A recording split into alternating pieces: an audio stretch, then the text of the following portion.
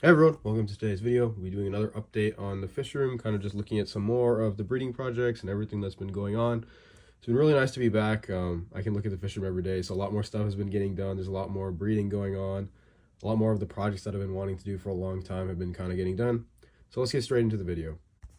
Now here's the first tank we'll be looking at today. Now this is, again, another one of my fry raising tanks. I think we looked at it a couple of videos ago, but this tank has some Melantinia finis pagui. So these guys are, I think, probably like 3 weeks old now. So they've been growing pretty quickly, doing well. They're all on baby brine trim. There's probably around 50 to 80 in there. I don't know exactly how many are there, but they're doing very well.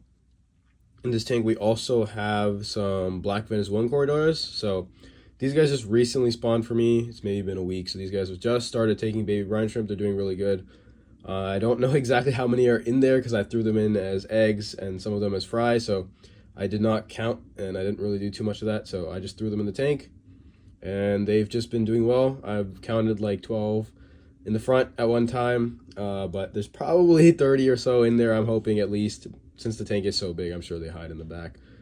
We also do have some 397s.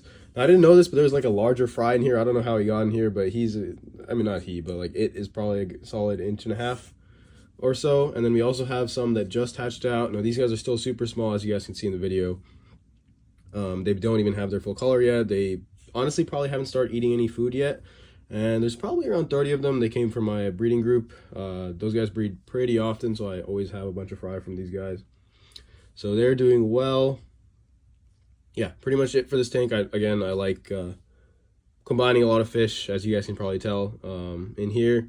So it's nice to just use the space for a bunch of different varieties of stuff and save on tank space.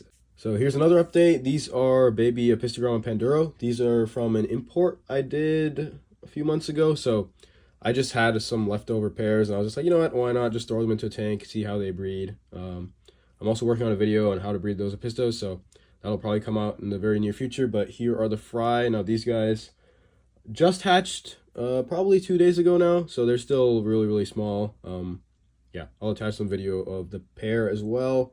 They're doing pretty good. They're starting to fatten up again, so I think they'll spawn. I probably won't breed these Apistos for too long. I did order a bunch of new fish into the fish room, so you guys will see that in an unboxing at some point. But kind of just wanted to see like how difficult it would be to breed these Panduros. Super easy. The female took care of the fry. I mainly just took them out.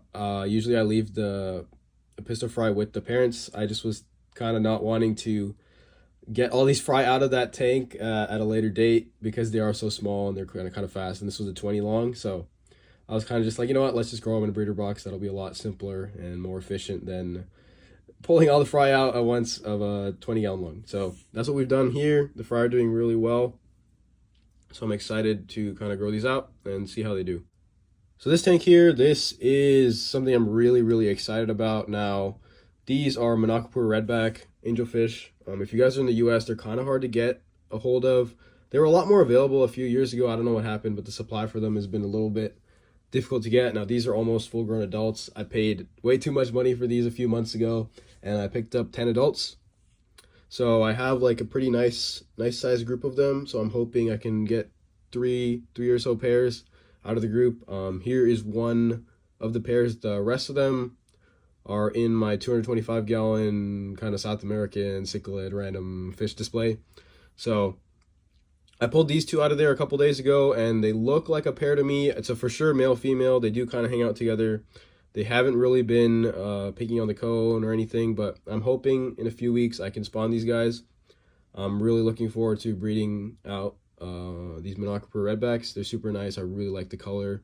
Angelfish that I've been looking for a long time and finally have some. I don't really have too many updates on exactly breeding them or anything like that, but hopefully within the next few weeks we can see some action, see what happens, and see if there's some progress.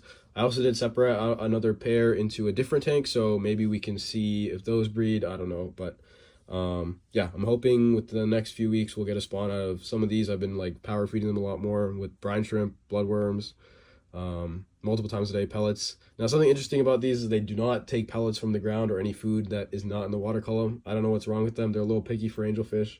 I've never really had that issue with any other angels. Just these Manacapurus are very passive. Even in my big display tank, they kind of just hide out in the corner, and the other fish, like my Ultim Angels and my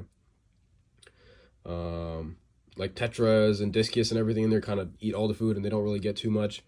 So I don't know if that's like something just with this species or if that's just my personal experience, but yeah, pretty much it's another breeding project, so hopefully we can get some fry from them very, very soon. So here's the last tank we'll be looking at. Now, there's not much in here. It's green water, as you guys can tell. There's just some fry, a bunch of fry in here. I've been picking eggs from my Cynomegaloluminatus, my Erathurnia warneri, I don't know if that's exactly how you pronounce it, but like the threadfin rainbows, and then my Kalitawas. And I've just been throwing all of the eggs into this tank and seeing kind of what happens. So I've been just pulling a bunch of eggs and throwing them in there for the past like week or so. And we finally have some fry starting to hatch. I think they started hatching yesterday. There's not too many yet, but I think within the next few days there'll be 100 fry in there, I'm hoping.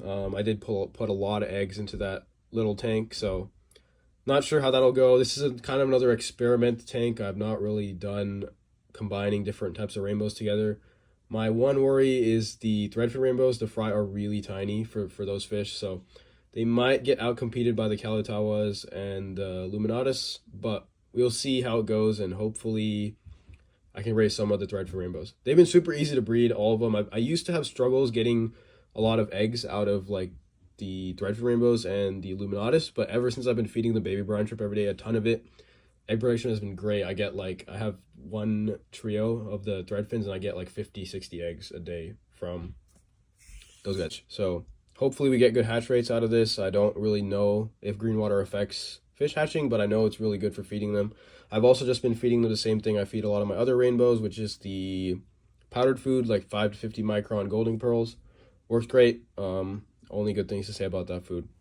But yeah, that's pretty much it for today's video. I think there'll be a lot more updates in the future, a lot more Plecos spawns. I had a mishap with one of my 519 spawns. I added a little too much methylene blue, so maybe I'll talk about that in a different video. But yeah, pretty much it for today's video. A lot of stuff's going on in the fish room, and yeah, hope you guys enjoyed the video. If you have any questions, leave them in the comments down below. Thank you guys for watching, and I'll see you guys next time.